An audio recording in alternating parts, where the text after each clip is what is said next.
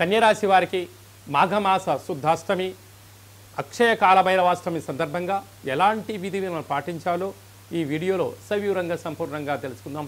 కన్యరాశిలో ఏ నక్షత్రాలు వస్తాయనగా ఉత్తరా నక్షత్రంలోని 2, 3, 4 పాదాలు, హస్తా నక్షత్రంలోని 4 పాదాలు, చిత్తా నక్షత్రంలోని 1, 2 పాదములు కలిపితే కన్యరాశి. చాలామందికి పుట్టినటువంటి కాల సమయంలో డేటా బర్తులు లేనటువంటి కారణం వలన పేరు యొక్క మొదటి అక్షరాన్ని అనుసరిస్తూ ఆ రాశిని తెలుసుకొని ప్రయత్నం చేద్దాం.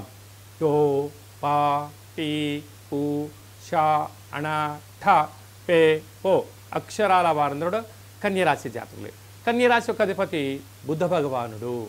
ఈ రాశిలోనే కేతు సంచార స్థితి ఉంటున్న కాల సమయంలో ఏడాది తర్వాత రవి భగవానుడు బుధుడితో కలిపి మకర రాశిలో సంతాన స్థానంలో సంచారం చేయడం వలన నూతనంగా వివాహమైనటువంటి దంపతులకు పుత్ర పుత్రిక సంతాన యోగము, పిల్లల యొక్క చదువులు, పిల్లలకు అభివృద్ధి, పిల్లల్ని విదేశాలకి పంపించాలి, లేదంటే తల్లిదండ్రుల దగ్గరికి పిల్లలు వెళ్ళాలి, విదేశాల్లో ఎక్స్పోర్ట్స్ అండ్ ఇంపోర్ట్స్ బిజినెస్ చేయాలి, షేర్ల వ్యాపారం చేయాలి అనుకుంటున్న వారందరికీ కూడా కొద్దిపాటి ముందస్తు జాగ్రత్తలు అవసరం, ట్రైనింగ్ అవసరం అని చెప్పి మనకు జ్యోతిర్విజ్ఞానం తెలియజేస్తుంది.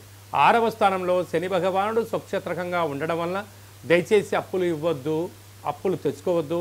గృహాలు, వాహనాలు, భవనాలు క్రయ విక్రయాలు చేసేటప్పుడు, నిర్మాణం చేసేటప్పుడు తెలిస్తేనే చేయండి, లేకపోతే నిపుణుల సలహాలు తీసుకున్నట్లయితే మీ యొక్క ధనం, సమయం వృధా కాకుండా ఉండే పరిస్థితి చాలా అధికంగా ఉంటుంది.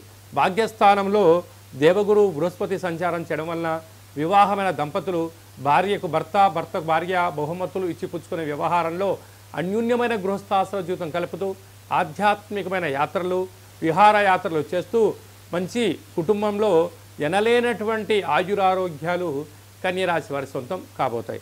రాజ్యస్థానంలో కుజ భగవానుడు సంచారం చేయడం వలన స్థిరాస్తులు, చరాస్తులు, ఉద్యోగము, ప్రమోషను, వ్యాపార ఉత్పత్తులు, పెట్టుబడులు, క్రయ విక్రయాలు అన్నింటా మీ విజయం కలుగుతున్నాయి. కాకపోతే అంతర్గతమైనటువంటి శత్రువులు పొంచి ఉన్నారు కనుక ఏదైనా మీరు పనులు ప్రారంభించి విజయం సాధించేంత వరకు మీ యొక్క చిదంబ రహస్యాన్ని, అంటే బిజినెస్ సీక్రెట్స్ అంటూ ఉంటారు, ఎదటి వ్యక్తులకు తెలియచేయకుండా ఉండండి.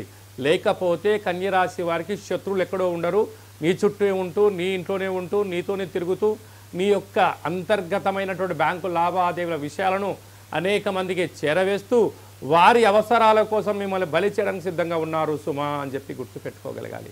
ఈ వీడియో మీరు చూస్తున్నారు అన్నట్లయితే కాళభైరవ స్వామికి ఆశీస్సులు మీకు ఉన్నాయని చెప్పి కూడా ముందస్తు హెచ్చరికగా భైరవుడు తెలియజేస్తూ ఉంటాడు. కనుక కాళభైరవ స్వామి స్మరణ, ధ్యానము, దీపము, ముడుపు ఏర్పాటు చేసుకోవడం వలన కాళభైరవ స్వామి ఇంటికొచ్చి మిమ్మల్ని ఆశీర్వదించి అన్నింటా విజయం కలిగిస్తాడు అని చెప్పి కూడా గమనించాలి. అలాగే సాఫ్ట్వేర్ ఉద్యోగస్తులు, హార్డ్వేర్ ఉద్యోగస్తులు, మార్కెటింగ్ రంగంలో ఉండబడిన వారు, వ్యవసాయ సోదరీమణులు, ఆహార ఉత్పత్తులు, టీ షాపులు నడిపించే వారందరికీ కూడా భగవంతుడి యొక్క సేవ అవసరం అని చెప్పి గుర్తుపెట్టుకోగలగాలి.